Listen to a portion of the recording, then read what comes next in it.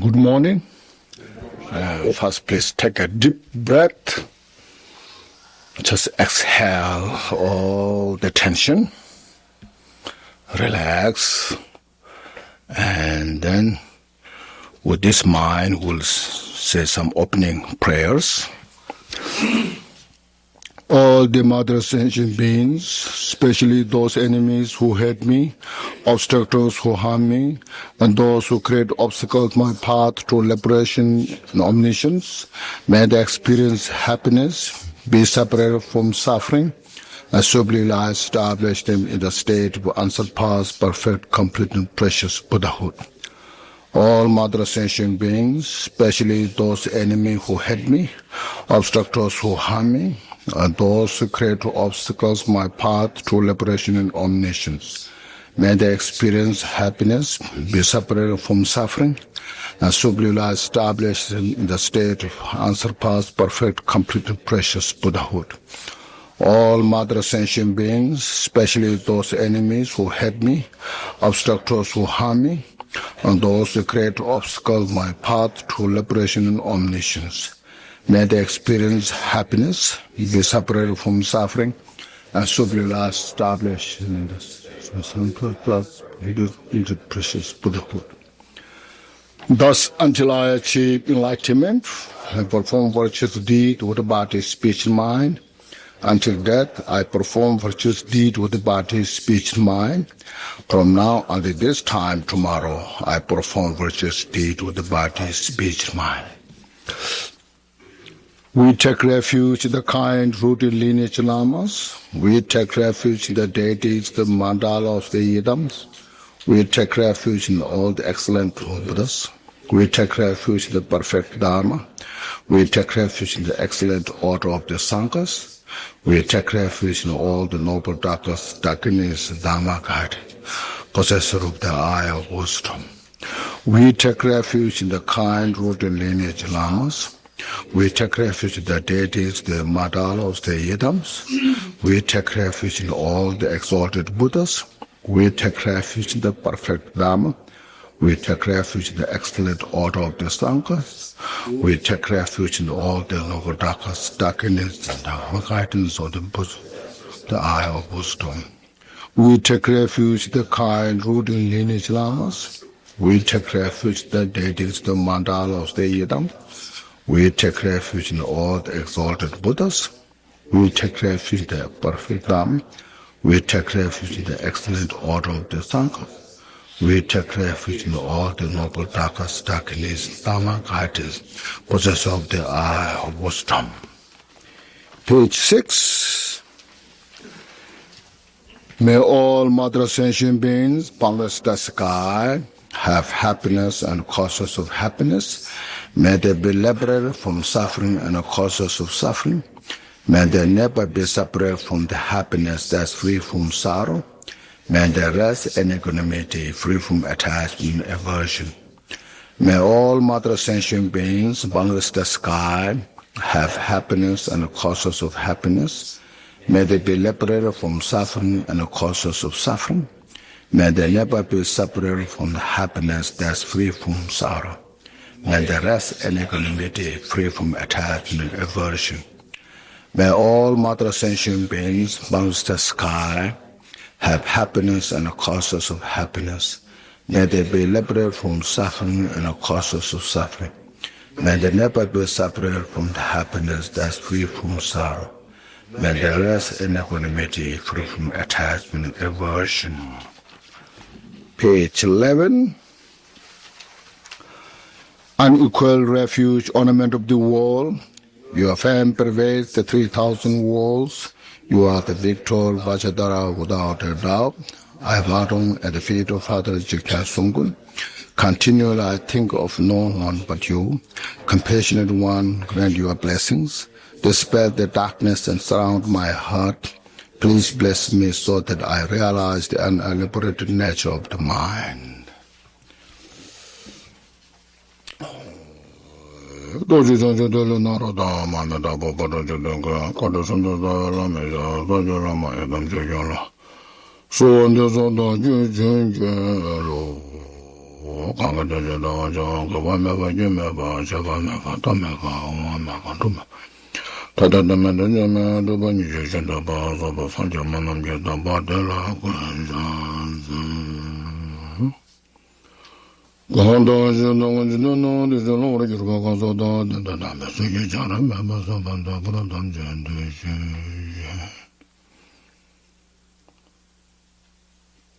Das was in the chosen draw, Chingal of those, Chalandon draw, Chingal of those, Lamtubasa, Chingal of those, Tuba, she's a show, Chingalano. Nobody you know, Chingal of those, you know, Chingal of those, the Domago, Chingal of those, the number, Chingal of those.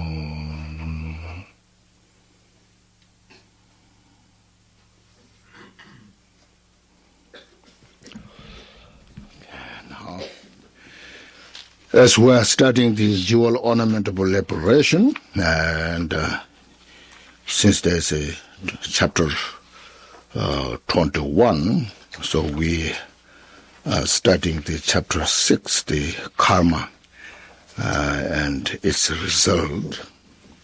So in the karma, there are 6 topics: classification and primary characteristics, ascription and strict result, increase from the small, and inevitability. These 6 comprise karma and its results. So we went up to the ascription. So first of all, you see, in the classification we have the 3 different types of karma. The non-meritorious karma or unwholesome deeds, meritorious karma, the wholesome deed, and unshakable karma means that which means the mind's fully stabilized in the meditative state, that no other any conditions can disturb that state, and the result comes directly without interruption. So it is called unshakable karma. As is mentioned there, this mind is now you can see very clear how the mind creates the whole world. The non-virtuous thoughts and actions creates all the different types of suffering, including the 3 lower realms, and the virtuous mind and action creates all the possibility of the peace and happiness that exists in the world.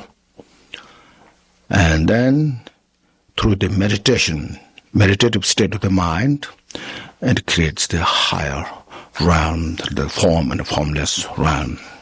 So as you see, you can see directly from here how the mind is the creator of our world, our life. You see, so this you should relax, just open this mind as it is.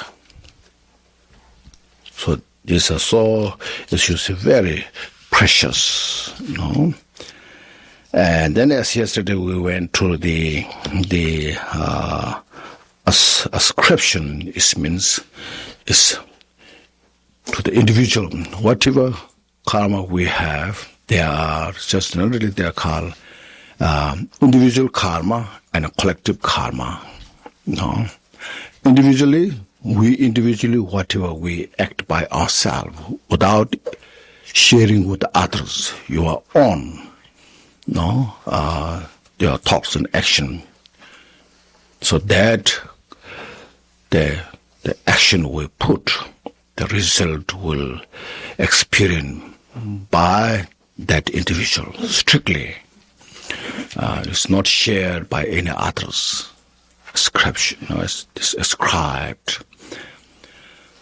collective, like a group of people, you discuss, negotiate, agree together, say this is good, we will do, good or bad, with the same intention you share. So that kind of thoughts, action we put, and that kind of result will share by the group. It's called collective karma. So there are collective karma, there could be 2, 3, family, then as society, state, whole country, even internationally is possible. So that's how the karma is. So that what we created and experienced by that, those who are associated. It's called collective karma. So that's called, we say, ascription karma. The individual has the full responsibility that whatever act we put, no? And then the strict result which we have here, 4, from this, I think it's 4, 4. This 4th category means that one will experience happiness and suffering without mistake through the result of virtuous and non-virtuous karma, means the cause we have created. Strictly means that the virtue will, the virtuous action will cause to manifest peace and happiness, strictly. And non-virtuous thoughts and action, through that, whatever cause we created, that will bring strictly suffering. No. So that's why other days I mentioned, we have 100% choice what kind of cause we want to create. That's in our hand. Once we have created, then not so much choice. We have to accept it. As mentioned in the Bible says, what goes round comes round.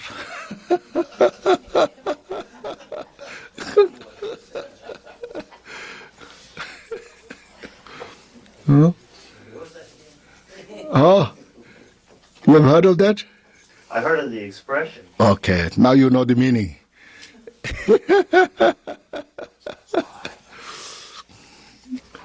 So that's what it's about. So strictly, this means, you see, one will experience happiness through the accumulation of virtue. By accumulating non-virtue, one will experience the result of suffering. So it's not just here, now it's Gampopa, he's bringing quotation because this is not his own invention. It's based on the Buddha's teaching. So that's why I say also the collection of the Abhidharma means a great teacher, those he brings the quotation. Then Abhidharma says, what does strict result of karma means? This question, what it means? You question, you ask, bring the doubt. No, I don't understand what this means. This is very crucial. This makes to develop our mental capacity to capture what is there, to know. Because we have all the possibilities. So there's an ask question. Now that answer is one experiences the maturation of the karma one has created. One strictly experiences the virtue and non-virtue of the karma one created. So in that, usually I say these things, there's no excuse, there's no negotiation. You know? It's very important, you know. Sometimes I know this is important.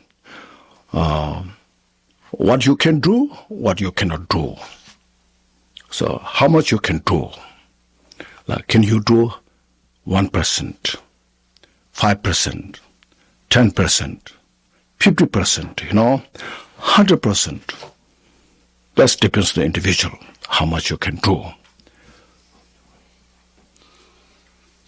So while we are doing like 1%, how we can get 100% chance, you know? Isn't it? It's very empirical, logical. Look at this. So I say, how much opportunity we have? We have opportunity to do 100%. So karma is so precious because it is the reality nature. It's the law of the causality. That law of the causality is the reality nature, how we function.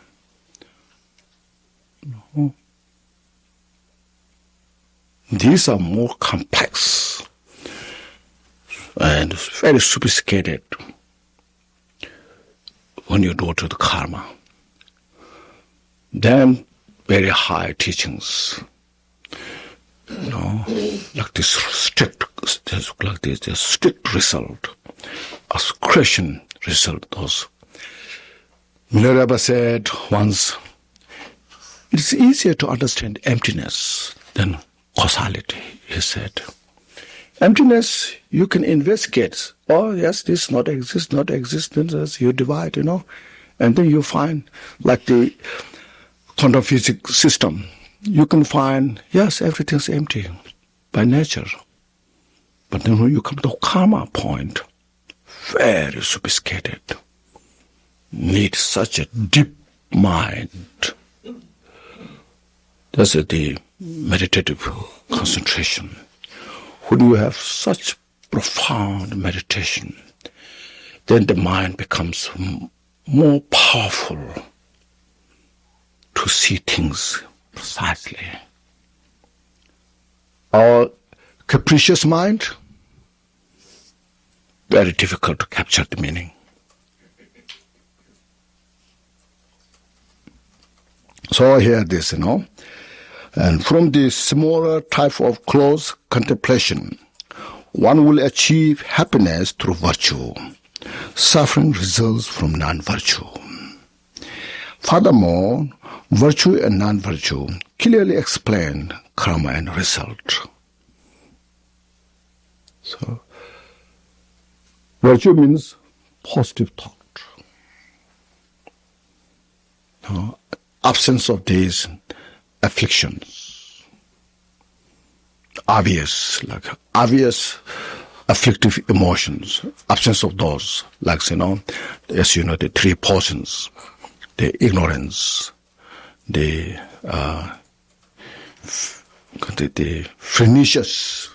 pernicious attachment, and the aversion. Those are called non-virtue. Those are called poison because they are the cause of suffering. And it's not just what we believe, but it's how it does.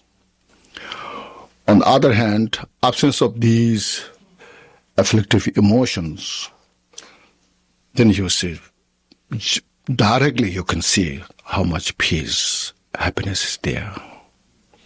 So that's called virtue and non-virtue. So virtue is cause of peace and happiness. Non-virtue is cause of suffering. That's very strict, direct, clear.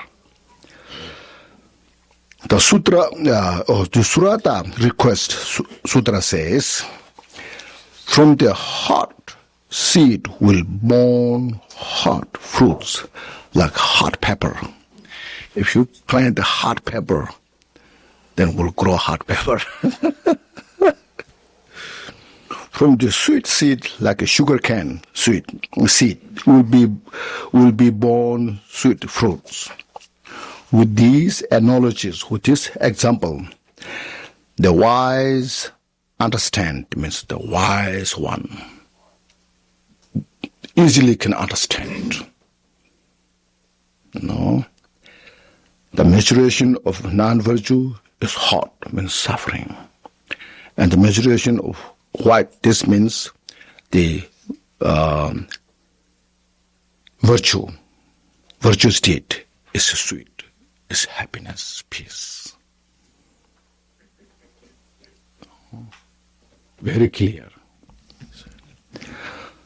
So that's what it's called the strict result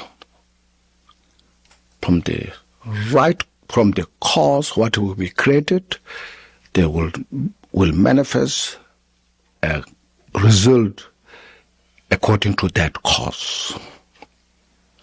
That's why yesterday I mentioned when you study with the impermanence, world is changing every minute, every second.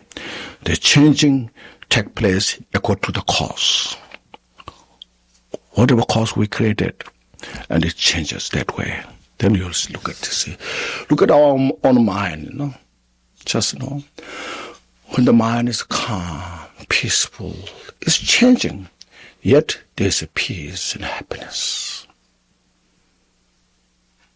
When the mind is negative thought, involve that state, and then it changes into suffering. That is how that works, you see. Now increase from small, means from small deeds can manifest big result. This fifth category means the maturation of a big result from a small karma. For example, regarding non-virtuous deed, it is said that one will experience a kalpa in the hell realm for each instant of negative thoughts. So it's this strong negative thought, like hatred, rage, like that kind of thought. Just one instant of that negative thought will bring such result. Engaging in the conduct of Bodhisattvas says, means Bodhicharya Avatara by Shantideva, a famous book. The Buddha has said that whoever here bears an evil thought, who has their thought against a benefactor such as that great Bodhisattvas. This benefactor means Bodhisattvas are the source of peace. Bodhisattvas are source of wisdom, the source of our inspiration. We get such inspiration to free from samsara, to achieve enlightenment. That's called benefactor. Not just only some wealth or something, but we get wisdom, compassion, courage to free from samsara, to achieve enlightenment. That's called great. So that's why it's called benefactor, such as that Bodhisattva. If we have that kind of individual, a great Bodhisattva, and then we are so angry to that individual Bodhisattva, because since the Bodhisattva, his mind is pervaded to all the sentient beings, because there is such an object related to that, we create a heavy karma. So we'll remain in the hell for as many eons as there were evil thoughts.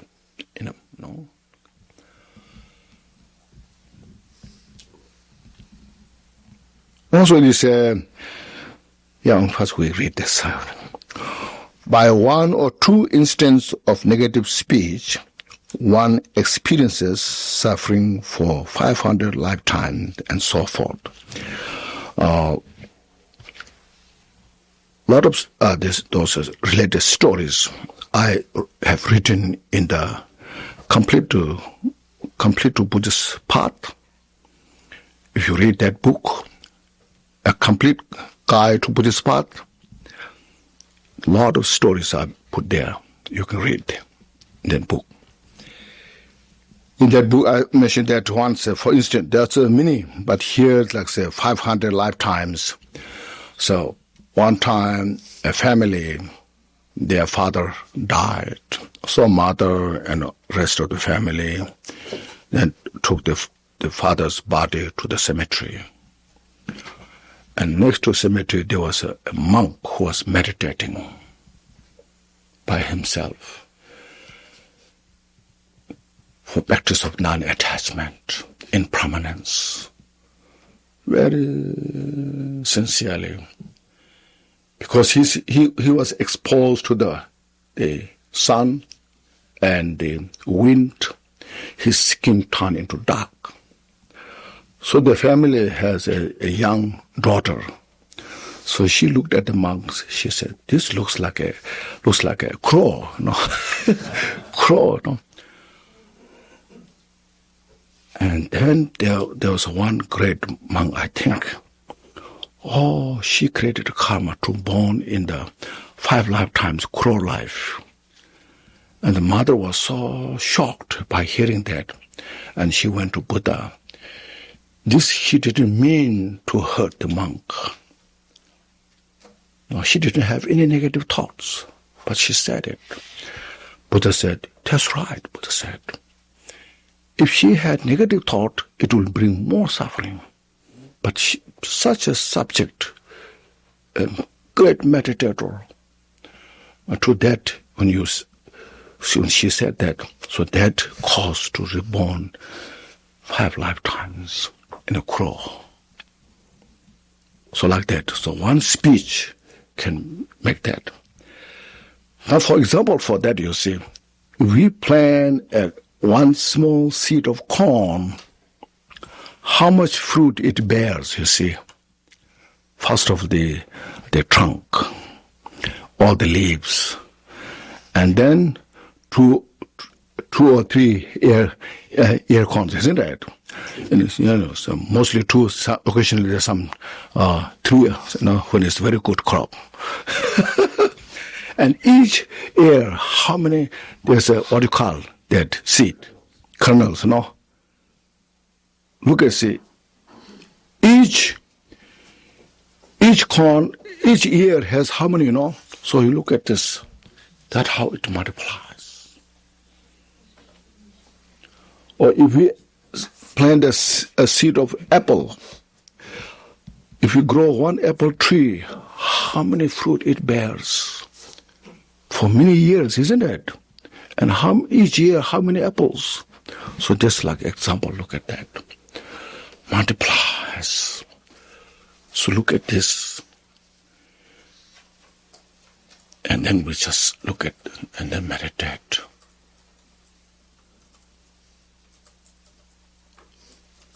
So then when we get this kind of wisdom teaching, appreciate, rejoice. So I'm so fortunate. I understand the cause, how the causality works.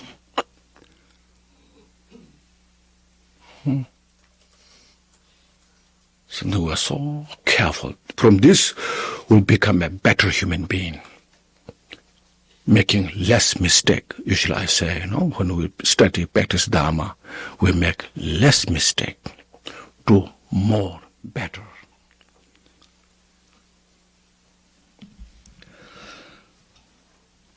Lifetimes and so forth, the verses spoken intentionally say, even from a small non-virtue, there will be a great fear in the next life, and the source of all sufferings, like poison enter into the stomach. Like small poison will kill a giant elephant. No, look at this.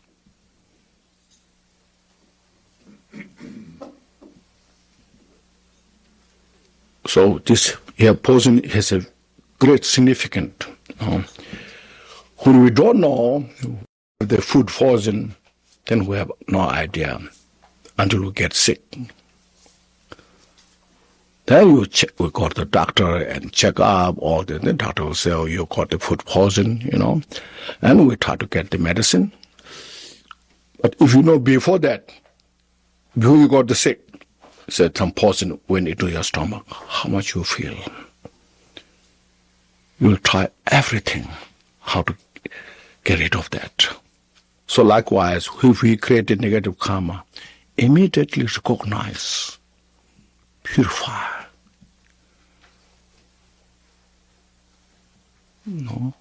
Before you get sick.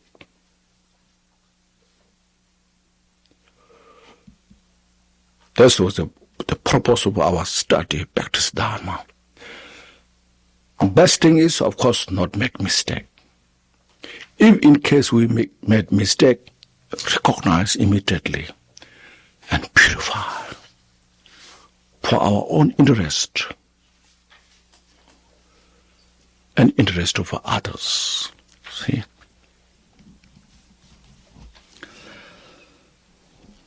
And not only is this here negative karma, but also good karma, I say. By even a small virtuous action, a great result will ripen. The verses spoken intentionally say, even if one creates small merit, it will lead to great happiness in the next life.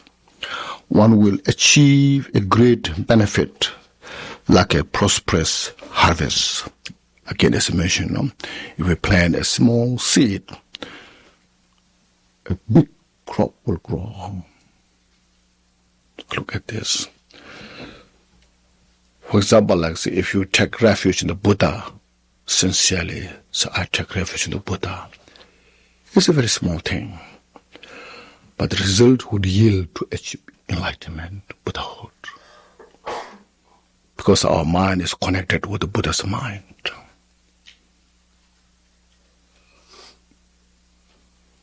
So precious. Generally, there are like 5 precepts. If you take one precept, even, and keep it purely, and that will yield to achieve enlightenment.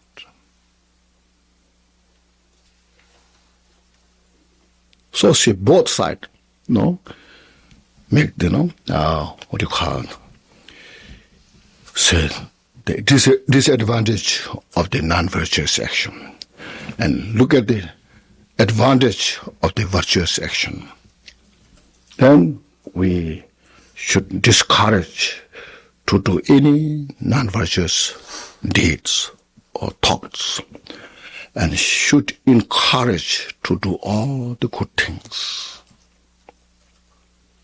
So for this purpose we are starting the Dharma teachings.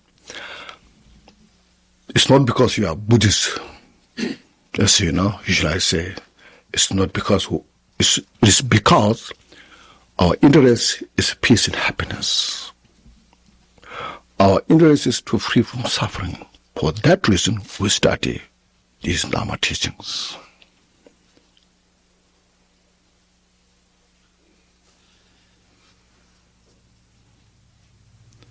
I do all the good things because I'm a monk or I'm a Buddhist. That becomes like a tenet, I say, dogmatic. I do because understanding the law of the causality, empirically, how things work. So for my interest, I should do good and share to others.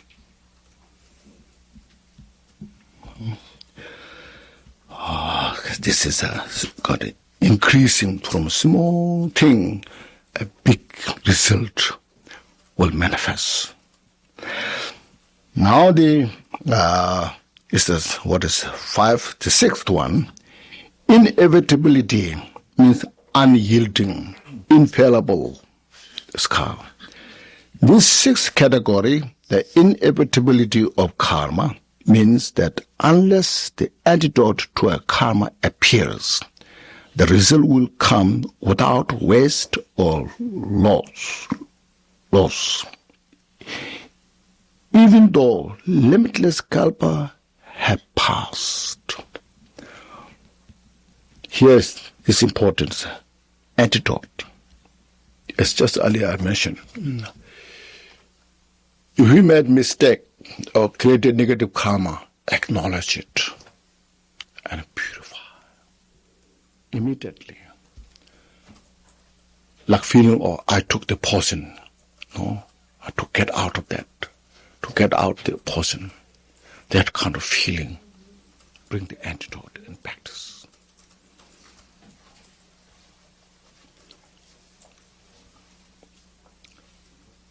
Otherwise, say that would be not wasted.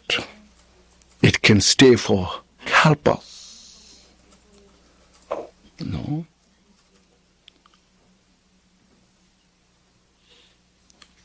So there are a lot of stories that are not there at the time of Buddha, because Buddha has a wisdom, an omniscient wisdom, without any obstruction, the past and future. Can see precisely, even the great, even the great Buddha's disciple like Shariputra or even Manjushri cannot perceive, and Buddha can tell. There's a at the time of Buddha, there's a story. 100-year-old monk, a man, all householder man, somehow, due to many conditions, he was inspired to become a monk. And he went to Shariputra, requested, can you ordain me? And Shariputra looked down at him. This is such an old man. How he can study, how he can practice. And Shariputra said, you are outdated, out of time, And then he was so sad and crying. And then Buddha came, said, why you are crying? And he said, I didn't do any bad things. And I thought I can practice Dharma. But your great disciple, Shariputra, didn't accept me to become a monk. Then Buddha looked at him and said, oh yes, you can become monk. So gave opportunity. And he worked hard, studied, practice, and he achieved Arhat. Because Shariputra could not see that he has the seed to achieve the Arhat, liberation. And Buddha could see directly that he has that.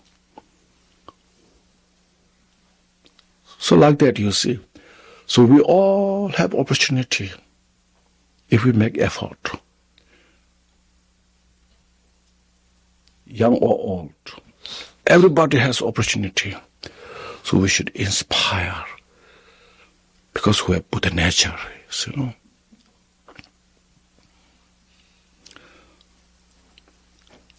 That's what's called. Even limitless kalpas have passed. Karma may lie dormant for a long time, but somehow when it meets with the proper condition, the result will come out. Like a seed, if we plant a seed on the ground, if there's no heat or water, until the seed, if the seed is not rotten, the seed will stay there for many years. When it meets with a condition like heat, moisture, and then the seed will come out. So like that. It's dormant, it stays underneath, without any wasting.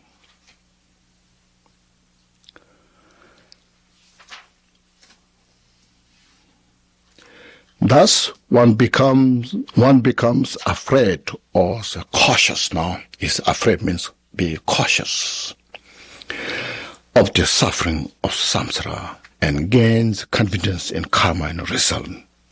So then you see, this karma works.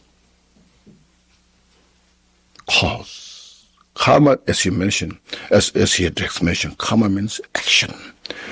The action, whatever we put, it becomes a cause. So now we get wisdom. I cannot ignore karma.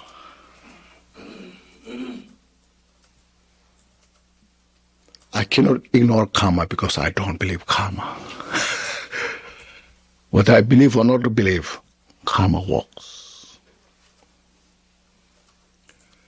And also not just, sometimes we think karma is somewhere from other lifetime, Oh, the karma. So when big things happen, it's a karma.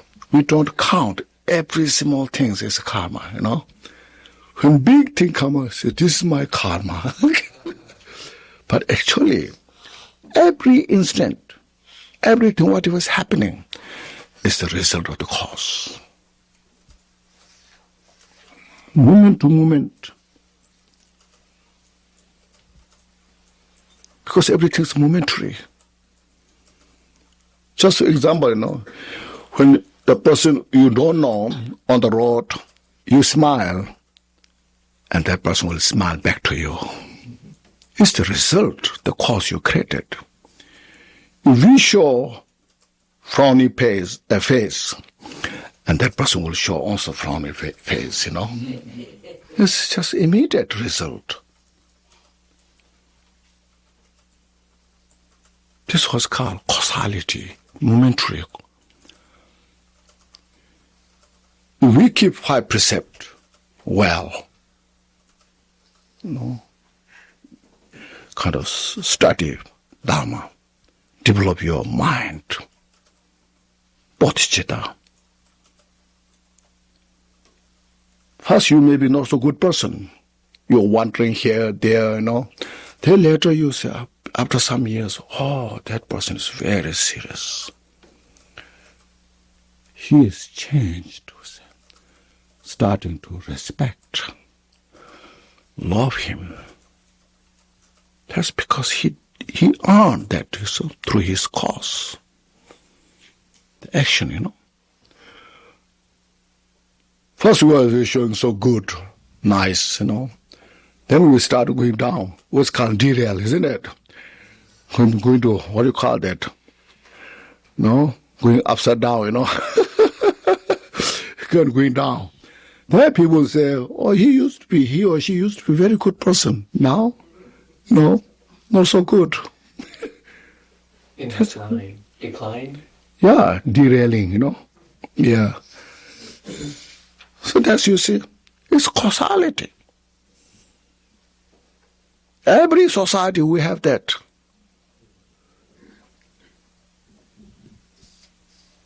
Some people get better and better and better. Respect.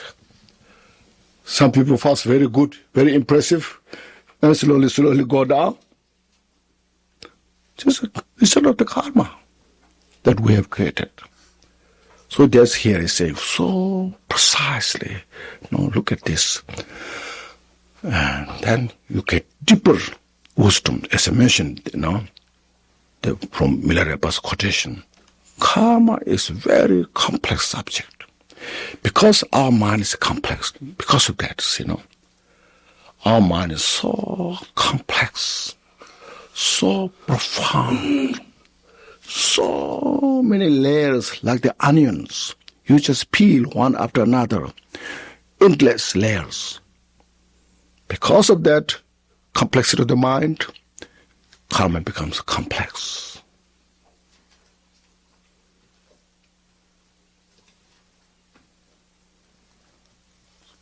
So these are the real Dharma teachings.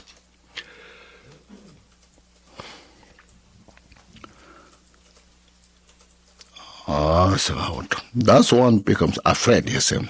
Afraid means become cautious of the suffering of samsara and gain confidence in the karma and the result. It is said, one who turns his back on the pleasure of samsara. First, before this, you see, when we understood this impermanence of all composite phenomena, from the gross impermanence to the most subtle impermanence, there you see there's no special essence. No. Then release the attachment to this life and work for next life. No, this life is very momentary, transitory nature. No, as in the when we studied the impermanence, there's we don't know which will come first, tomorrow or next life. So better make effort for next life. So that is the inferior person. So not attached to this life, working for next life is an inferior person. But human life has that kind of ability to work for next life, not just this life. Now when you look at the suffering of the all samsara and cause of the suffering, here, now he comes here. One who turns his back on the pleasure of samsara and abstain from non-virtuous deeds, but who is interested only in his own peace, means nirvana, to desire to free from samsara, so is called the mediocre person. Now, have no attachment in the samsara whatsoever. From the formless realm to the hell realm, it's just transitory nature of suffering, pervaded by the three suffering, the suffering of change, and pervasive suffering. Bound to suffer in the samsara, no matter where we are. So then, release the attachment to samsara. But not much interested for all others' benefit, but for your own, I want to free from samsara. Then achieve that cause to achieve the nirvana, arhat. See? This is said by Atisha. No? As it is stated, one can cultivate the mind of the mediocre person. For in example, see the 7 daughters of King Krika. The life story is written here, so you can read it. No? This king was not the king of this Buddha's time, other previous Buddha's time. The very powerful king, supporter of that king, that Buddha, Buddha Mahakashapa or Kashapa. No, he got a 7 beautiful daughter. When they grown up, then they were so interested just to go to retreat or solitude. And the king, their father discouraged them so much. Then at the end, they're so upset with their father. Why you are preventing us to free from samsara? So then he said, now go. So they achieved their own liberation. No? The Sutra of 100 Karma says, with Buddha's teaching, all the karmas of all beings will not be lost, see, even in the 100 kalpas, when all the causes and conditions come together, the result will mature. So cause and condition, two things will get together. As I mentioned, we need a seed for the cause, and to ripen, to manifest the crop of the seed, we need the condition of good soil, all the fertilizer, heat, moisture. That's our condition. So cause and conditions come knit together. That's called interdependent, interconnected.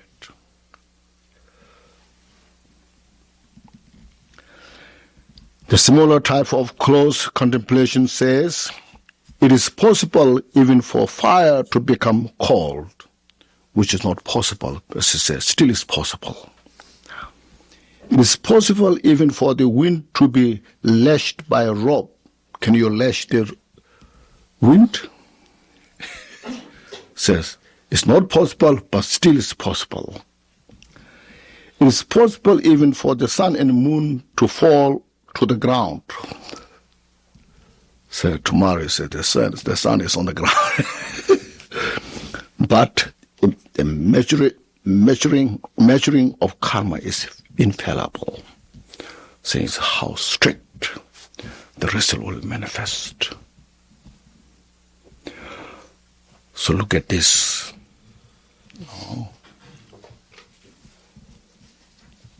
And meditate. Appreciate this wisdom. This is what is called Dharma.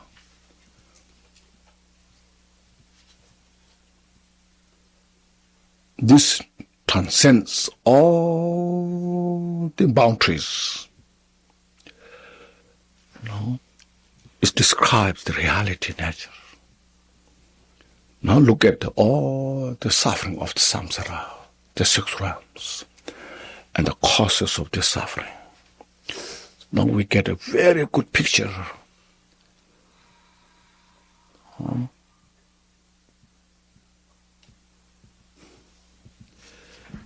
These are the most important foundation to practice Dharma. If we want to free from samsara,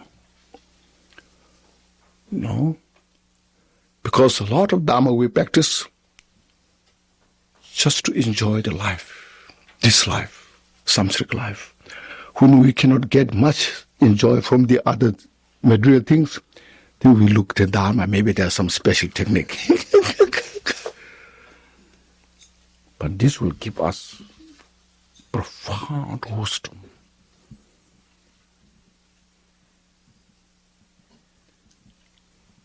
So we're so fortunate, to approach this kind of wisdom and relate. Then you want to dedicate your life. You want to use your life in the best way. Only to create positive cause for oneself and others. You will enjoy real kind of peace and happiness will come from this. Without doubt. Because by this convincing of this reality nature, that Milarepa who could capture this totally, so his meditation was unwavering. Not that anybody kind of discourage his lifestyle. Nobody could move because of this. That's why he enjoyed his life. He felt he's the most fortunate person in the world. Even there's no food to eat, no clothes to wear. He said, I am the most fortunate person in the world that exists.